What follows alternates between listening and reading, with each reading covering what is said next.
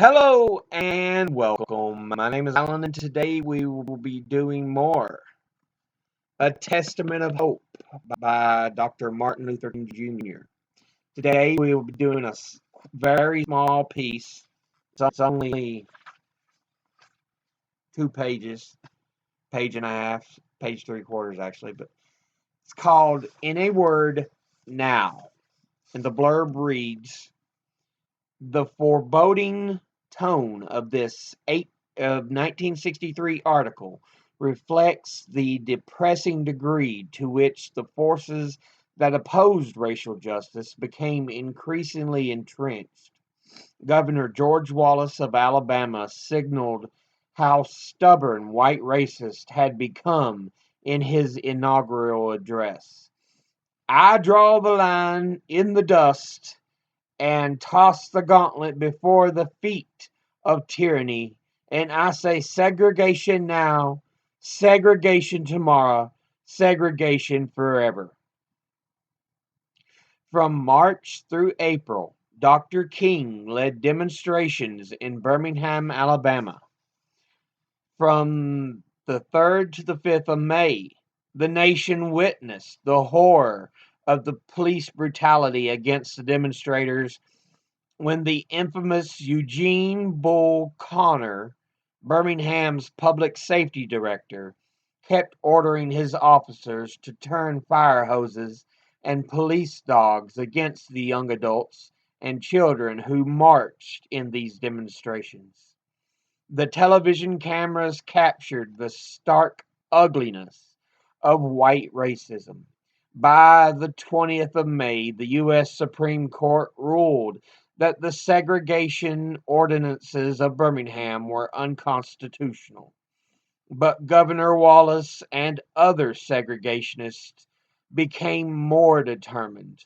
Wallace stood in front of the door of the University of Alabama rather than allow black students to register. President John Fitzgerald Kennedy federalized the Alabama National Guard to ensure compliance with the court order mandating that these students be admitted. Other segregationists were not as open as Wallace. In the darkness of the early morning hours, one of them fired a rifle into the home of Medgar Evers, a veteran civil rights leader, and killed him instantly.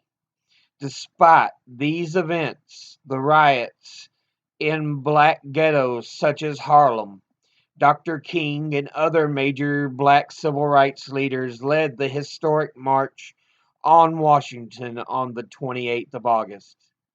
Soon after, the beautiful mall stretching between the Lincoln Memorial and the Washington Monument was cleared of the debris left by thousands of inspired marchers. 4 little black girls were killed by a time bomb as they were attending Sunday school at the 16th Street Baptist Church in Birmingham, Alabama. Victor Hugo once said that progress is the mode of a man, that when it is blocked, just as an obstacle in the river makes the water foam, so an obstacle to progress makes humanity seethe. Any plan for the future, therefore, which seeks to calm troubled waters will have to sweep barriers away, rather than pour oil over turbulent tides. The hundreds of thousands who marched in Washington marched to level barriers. They summed up everything in a word: now. What is the content of now? Everything, not some things, in the President's Civil Rights Bill is part of now. Immediate and effective federal action to curb the shocking police brutality in the South is an urgent part of now. Just lately, the Department of Justice has indicted leaders of the civil rights movement in Albany, Georgia, and Birmingham, Alabama, alleging that false statements were made under oath. This zealousness to push Negroes for statements is in sharp contrast to the inaction of the same department in hundreds of cases of extreme police brutality. The right to vote is part of now. To walk unafraid to the ballot box and cast a free vote remains still a myth to most of the South. Unemployment is a form of brutality, especially violent for those who live on the edge of poverty. Negroes have twice as much of it as others. Now means jobs, FEPC training, leveling obstacles of discrimination, and the creation of new jobs by public works. These are some of the imperatives of now. If they are met, the passionate determination Negroes have recently made so manifest can be mellowed without being compromised. Then slower, long range planning can begin. The far reaching solutions for lifting the weight of centuries will necessarily involve systematic liquidation of ghetto life, loans and grants uh, that to provide equal opportunities for the unequally equipped, adult educated housing construction on a scale commensurate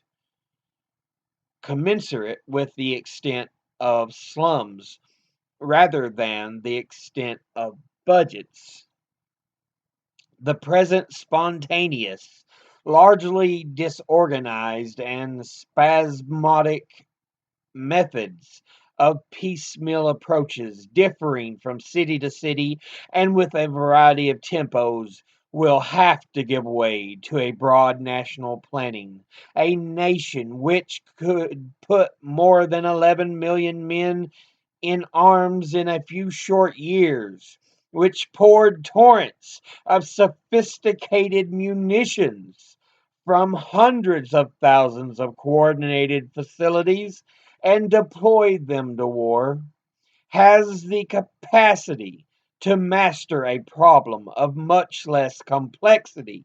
It needs only the same will it possessed when it felt its existence threatened. The long deferred issue of second class citizenship has become our nation's first class crisis.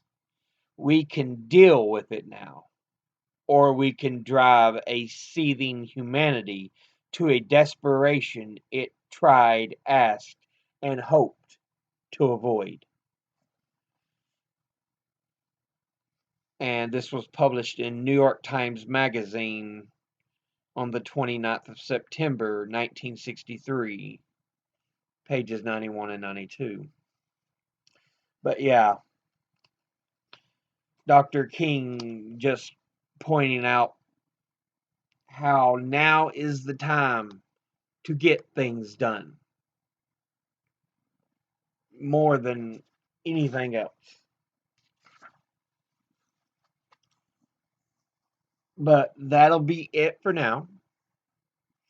As always, educate thyself, think, read, study, learn. Someone tries to tell you something you have trouble believing, ask them to cite their sources. I'll see you all in the next video. Until then, later.